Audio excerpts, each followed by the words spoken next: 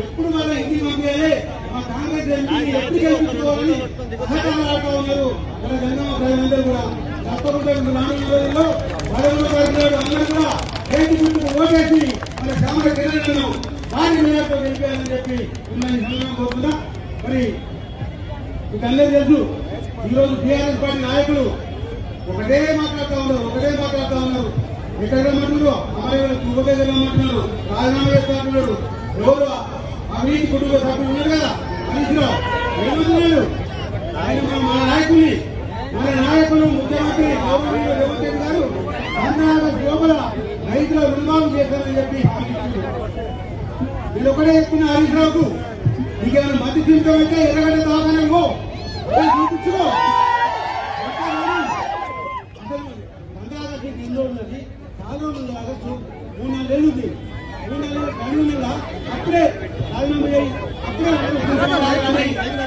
నువ్వు 10 ఏళ్ళ కింద చేసిన ఆచరణలు ఒకటి అమలు చేసినావా నువ్వు అమలు చేయలేదు నాకు టైం ఇవ్వవు కాబట్టి ఒకటే చెప్తున్నావు నేను హరీష్ రావు గారికి ఈ వేదిక ద్వారా నేను మీరు 10 ఏళ్ళ డబుల్ బెడ్రూమ్ అన్నారు ఇంటికో ఉద్యోగం అన్నారు ఇంకెన్నెన్నో ముచ్చట్లు చెప్పు చేయకపోతేనే కదా ఇవాళ రేవంత్ రెడ్డి 55 ఏళ్ల యువకుడు 20 ఏళ్ళు మీతోటి మీకు సేవ చేస్తూ ఈ రాష్ట్రాన్ని బంగారు రాష్ట్రంగా ముందుకు తీసుకోవాలన్న ఆలోచనతో ఉండు.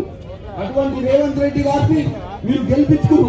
ఇప్పుడు పార్లమెంట్ కూడా మీ బిడ్డలు నేను మధ్యతరగతి కుటుంబం నుంచి వచ్చిన వాడిని యువజన కాంగ్రెస్ మా అన్నుండిడ మా మహేష్ అన్న ఎన్ఎస్ఏ అధ్యక్షుడు ఉండే యువజన కాంగ్రెస్ ఎన్ఎస్ఏ నుంచి కార్యకర్తలు లెక్క మేమిద్దరం కింద జెండాలు పట్టుకు తిరిగేస్తున్నాం.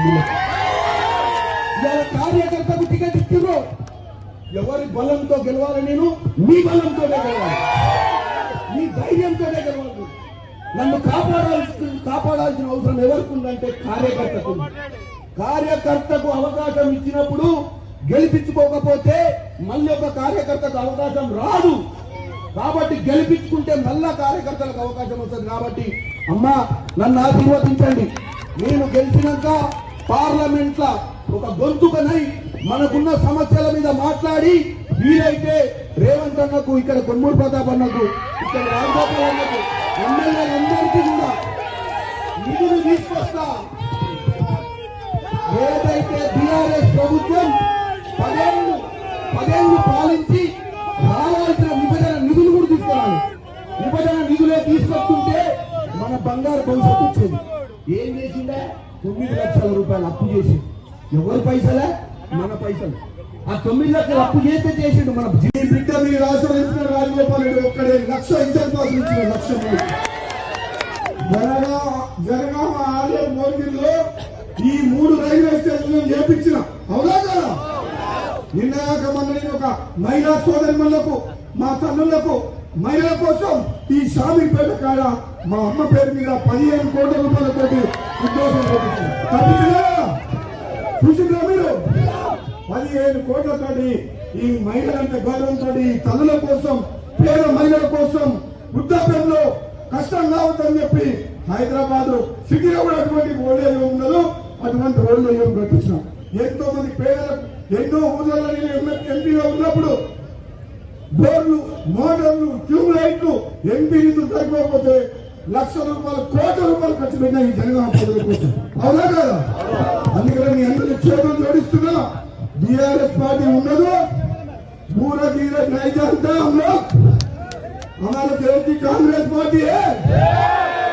తమ్ముడు కిరణ్ కుమార్ రెడ్డి గెలిపిస్తే ప్రజల పనులకు చిన్న తమ్ముడులాగా ఉండడు, పైన మీరిద్దరే ఉంటాము. కిరణ్ కుమార్ రెడ్డిని గెలిపించుకోవాల్సిన బాధ్యత ఉంది. నేను చెప్తున్నా, నేనెంతో కష్టపడి 15 ఏళ్ల నుంచి కొట్లాడుతున్నా ఈ ప్రాంతం గురించి. మీ అందరికి మాటిస్తున్నా, రాబోయే రోజుల్లో సీఎం రేవంత్ రెడ్డి గారి నాయకత్వంలో జనగామ నియోజకవర్గాన్ని అన్ని విధాలుగా అభివృద్ధి చేసేందుకు నా సహకారం ఉందని చెప్తున్నా. ఎందుకంటే ఈ ప్రాంత సమస్యలు తెలిసిన మనిషిగా, ప్రజల మనిషిగా, పేదల ప్రభుత్వం వచ్చింది. ఇది పేదల రాజ్యం. ఇది కాంగ్రెస్ పార్టీ అంటే బడుగు బలహీన వర్గాలకు పెద్ద